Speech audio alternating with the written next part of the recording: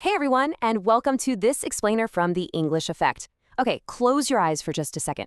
Picture yourself stepping out of a cafe and into the bright sunlight of a beautiful, modern city you've never been to before. The architecture is absolutely stunning, people are bustling by, but, well, there's just one tiny problem. You are completely lost. But hey, don't worry, today we're going to transform that exact feeling of panic into pure 100% confidence. So, here is our travel itinerary for today. First, the art of asking politely. Second, essential street vocabulary. Third, prepositions of movement. Fourth, navigating the metro system. And finally, pronunciation and regional differences. All right, let's jump right into section 1, the art of asking politely, starting the journey.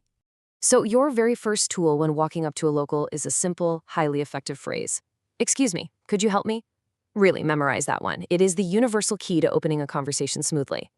Then, when you actually want to ask for directions, you might be tempted to use the direct approach, like, where's the bank? But in real-life English interactions, it's so much better to use the indirect approach. Could you tell me where the bank is? It's softer, it's a lot more culturally polite, and native speakers respond incredibly well to it. Notice how the order of the words changed right at the end there. Now, you might be wondering how we actually build these polite, indirect questions. It's easy. We start with the gentle opening, like, could you tell me, or do you know? But here is the secret to sounding totally natural. We don't switch the subject and the verb at the end. So instead of saying, where is the bank, we keep it like a completely normal sentence, where the bank is.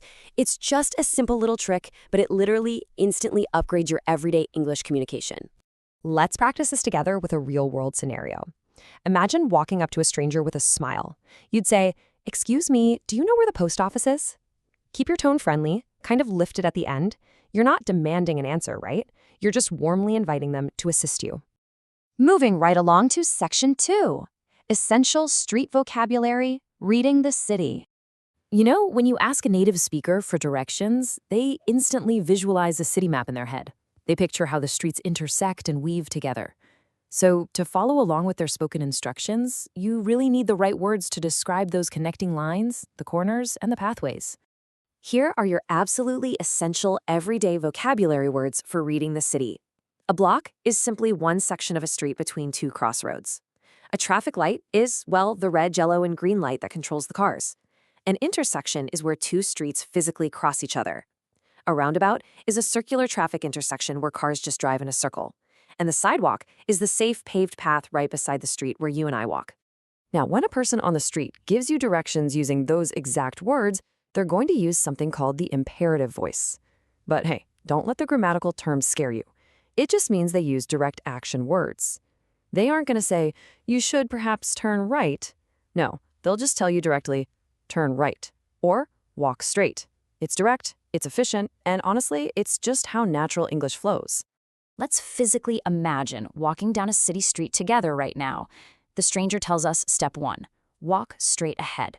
Okay, so we keep moving forward. Step 2, go 2 blocks. That just means we pass 2 side streets.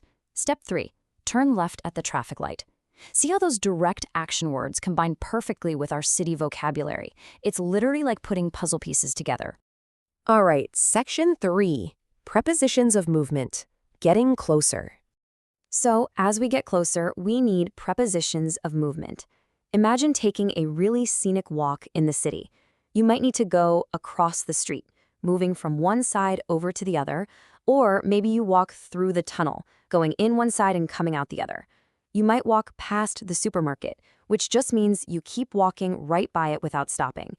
And finally, your destination is next to the pharmacy, meaning it's right beside it. These tiny little words give your directions incredible precision.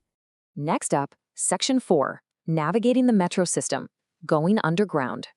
Picture a bustling, fast-paced underground metro station. I know firsthand that navigating a foreign transit system can feel totally overwhelming for non-native speakers. All the signs, the huge crowds, the loud announcements, yeah, it's a lot. But once you know just a few specific words, this whole chaotic scene becomes perfectly manageable. So here is your essential metro survival kit. Trains always operate on a specific route, and we call that a line. Every single place the train pauses is a stop. Now, when you enter the train, you get on. Notice we say get on, not get in. If you need to switch to a totally different route, you change trains.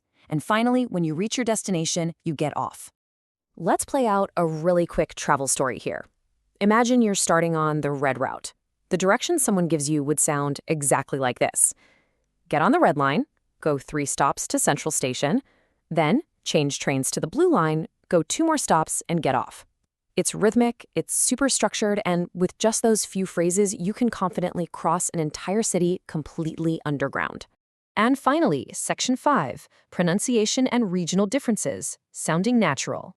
So depending on whether you are walking the streets of New York or the streets of London, the vocabulary does change slightly. Now, both are totally correct. In American English, you live in an apartment, but in British English, it's a flat. Americans ride an elevator while the British take the lift. A car in the US needs gas, but in the UK it takes petrol. And a classic favorite, in America you eat fries, but in Britain you order chips. Knowing these differences is going to save you so much confusion out there. And then there's the actual sound of the language. Let's look at the letter T.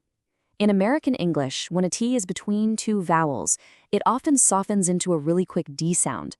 So water becomes water, and better becomes better.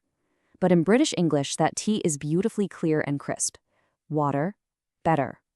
If you can tune your ears to both of those, you will always know what someone is saying, no matter where you travel. And here is a super useful pronunciation tip to help you sound incredibly clear when you're the one asking for directions. Focus on the consonant blend st. You want to make it nice and crisp. Practice saying street and station. Listen to that sharp st sound right at the beginning. Street, station. When you articulate that clearly, native speakers will instantly understand exactly where you're trying to go. Oh, and we absolutely have to talk about this final phrase.